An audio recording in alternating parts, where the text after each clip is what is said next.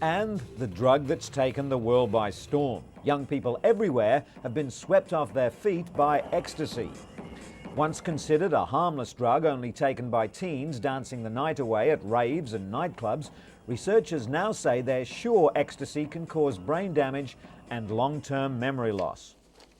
According to Dr. Alan Lechner of the National Institute on Drug Abuse, ecstasy use has spread to rural communities throughout the US and is not just a club drug anymore. Stamped with different markings like the yin and yang symbol and the Statue of Liberty, the pills are pouring into the US from Europe.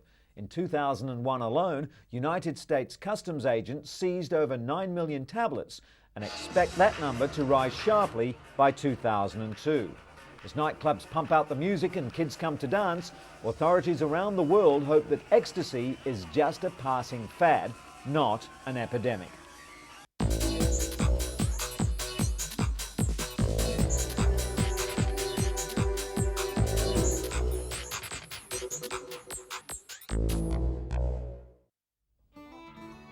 "91-year-old Ruth has trouble walking, hearing and seeing.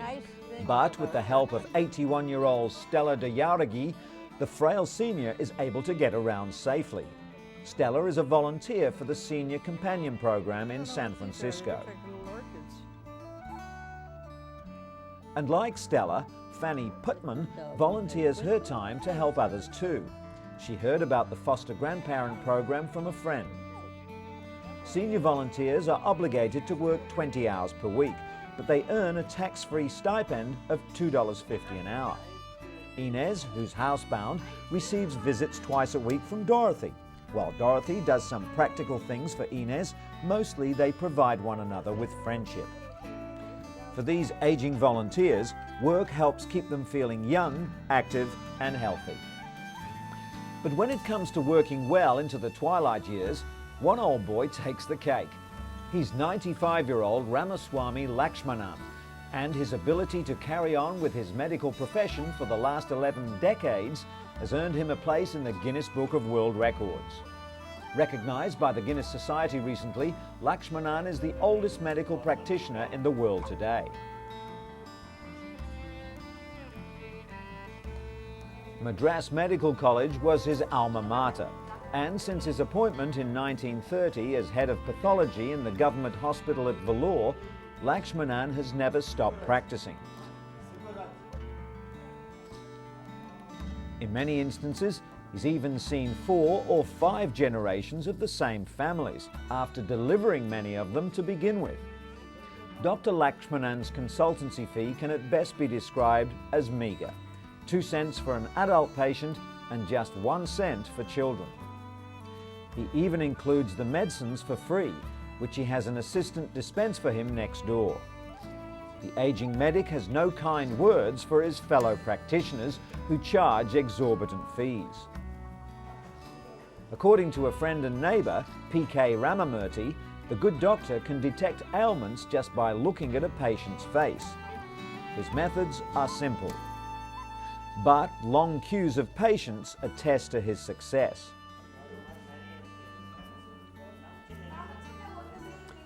On average, he sees 60 people each day.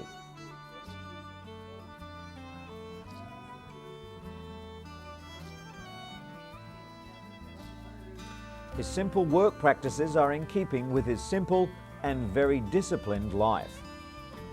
He rises at 5 a.m. each morning, bathes in cold water, and prepares to have a coffee. Then he takes bread and milk and goes to work. Dr. Lakshmanan believes his daily regime is what has kept his body trim and healthy and his mind sharp. The much-loved medicine man plans to keep healing the sick for some years to come, Guinness World Record or not.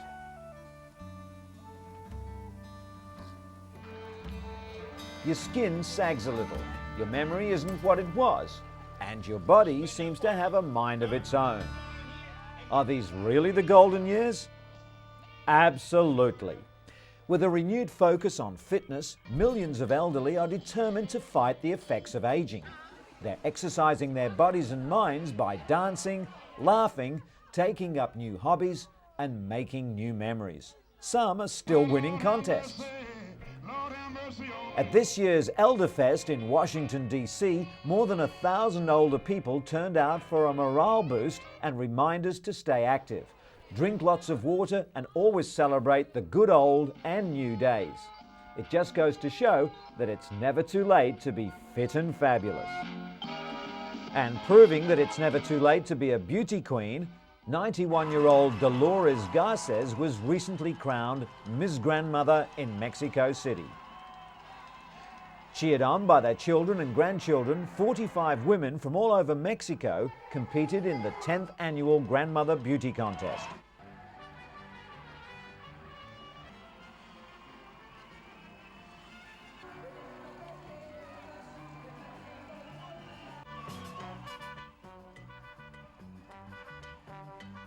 While there was no bathing suit competition, contestants strutted their stuff in glamorous evening gowns and traditional Mexican dresses. Contestants were even quizzed on current events. Pageant organisers have received positive feedback from senior citizens who love the show. In addition to the crown, Garces will receive various beauty products and trips to popular Mexican tourist towns.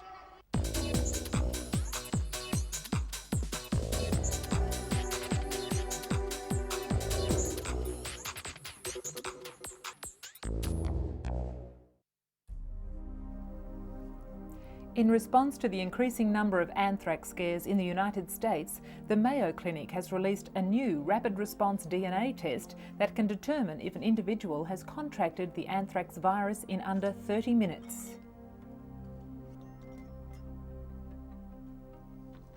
Until now, tests have taken several days to identify the presence of anthrax. The test takes about 1 minute to prepare, and the Mayo Clinic claims results are accurate, even if there is a low level of bacteria present. Roche Diagnostics has distributed testing kits to 24 selected laboratories throughout the US at no cost. The test has not yet been approved by the US Food and Drug Administration, and it is not clear when or even if it will be in the near future. Another response to America's anthrax scare is a $25 home test kit. Pure Test claims to detect anthrax spores in the air, water and on surfaces. Some are warning such kits will only heighten already jittery nerves, while others argue they could help reduce unnecessary calls to overloaded police and physicians. Despite alarming scenes like these, the government continues to appeal for calm, but it's a message that's ringing hollow in cyberspace. Internet pharmacies are swamped with Cipro orders, the powerful anthrax antibiotic. Unnecessary use of Cipro can actually cause more harm than good by building up resistant bacteria. But as the threat of anthrax contamination continues, the message to stay calm is increasingly falling on deaf ears.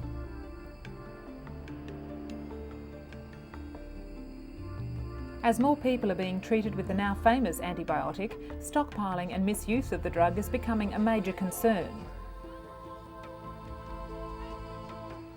Capitol Hill staff and US postal workers are already treating Cipro like an old friend during difficult times.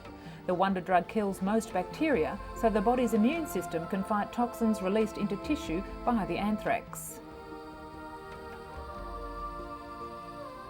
But doctors warn this drug must be used very carefully.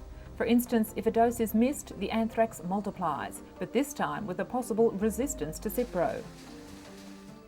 All antibiotics have side effects, but Cipro can be particularly strong, and even antacids can make it ineffective. Experts say antibiotic abuse will hurt more people than actual anthrax exposure.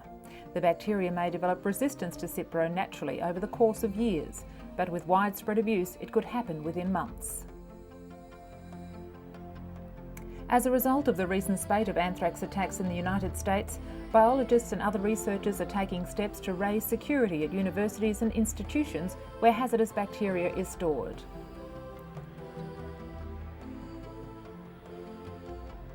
They, more than most, would understand the dangers the viruses pose.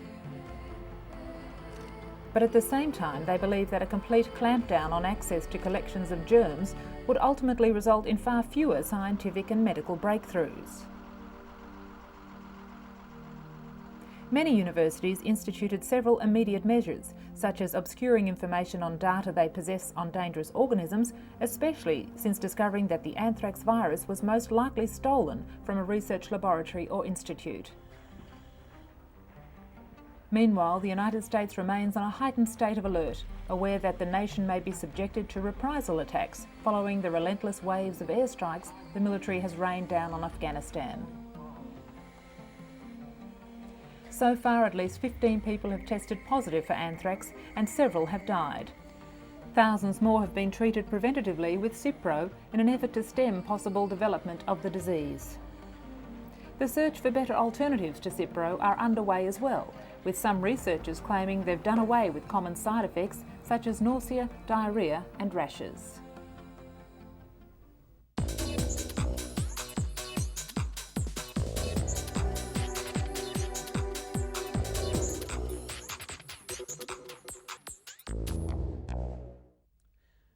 Delia Gamboa suffers from postpartum depression, a crippling condition which affects more than 15% of new mothers.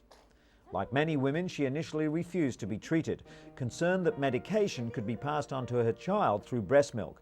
It was a decision which proved disabling. But now there's hope for many women like Delia, with new research suggesting mothers can safely take psychiatric medication. Dr. Vivian Burt, director for the Women's Life Center at UCLA, assessed more than 95 studies spanning 5 decades and believes the findings are conclusive. Healthy babies won't suffer adversely to medication via breast milk. In the majority of cases, the benefits of taking antidepressants greatly outweigh the risks. Delia Gamboa is proof of this, now finally able to enjoy a healthy, happy relationship with her 2 sons. Pacifiers have been used by mothers to calm fussy babies for almost 3,000 years. But mums and doctors have become concerned that pacifier use may result in premature weaning of breastfeeding infants.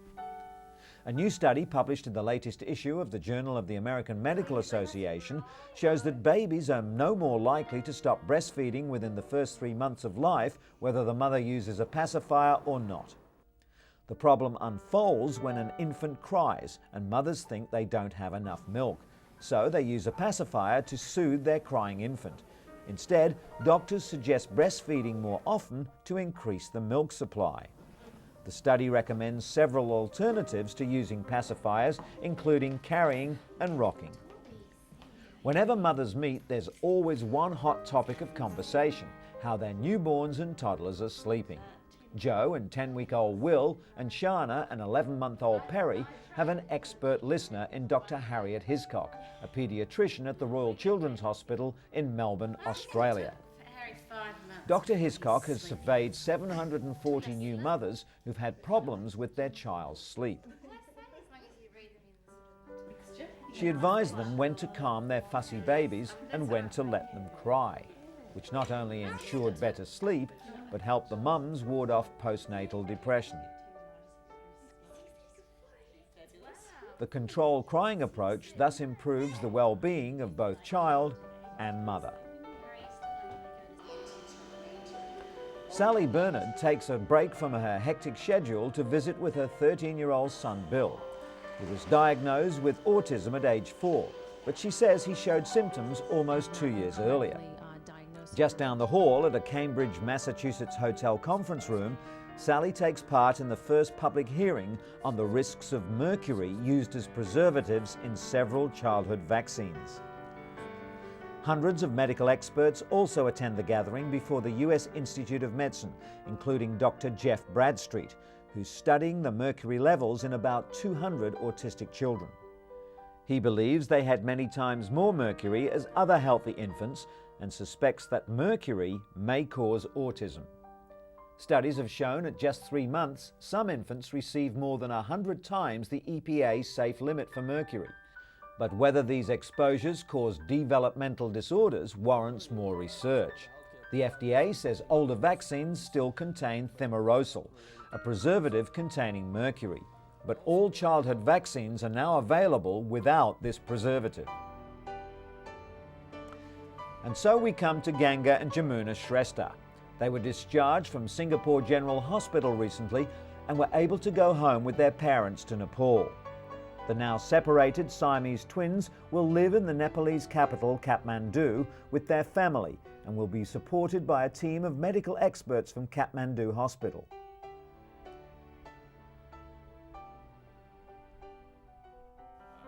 The surgeon who conducted the 100-hour operation to separate the twins told a news conference that the girls were ready to go home to rest, grow and develop. Professor Ho Yun explained that the 18-month-old girls had already been through quite an ordeal, such as major operations every other day for about 3 to 4 months. Naturally, their parents, Father Bushra and Mother Sandhya, were delighted to be going home with the whole family, but they'll return to Singapore next year for skull reconstruction surgery. The babies, who were kept on ventilators in a drug-induced sleep for days after the surgery, have not suffered any major strokes, brain swelling or brain infections. Doctors said Jamuna, the stronger of the two, now tries to roll over and is learning to sit. Though slightly heavier at 8.2 kilograms, Ganga has yet to catch up with her sister's development. The costly operation, which utilised 3D computer imaging of the girls' skulls, was paid for by a pool of public donations that poured in to cover all costs, while doctors offered their services for free.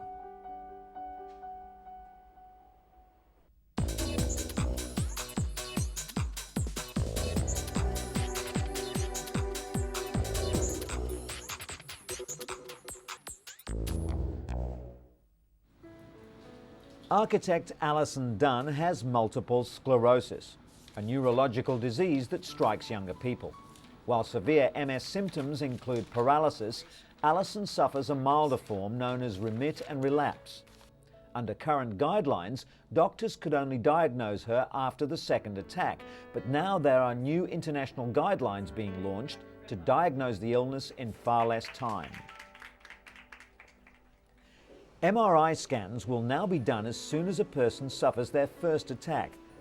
The brain images are so advanced that they can quickly expose the MS lesions before nerve damage becomes more pronounced. It's not clear whether earlier detection and drug intervention would have helped Alison, but at the very least, it would have given her peace of mind to know precisely what was wrong.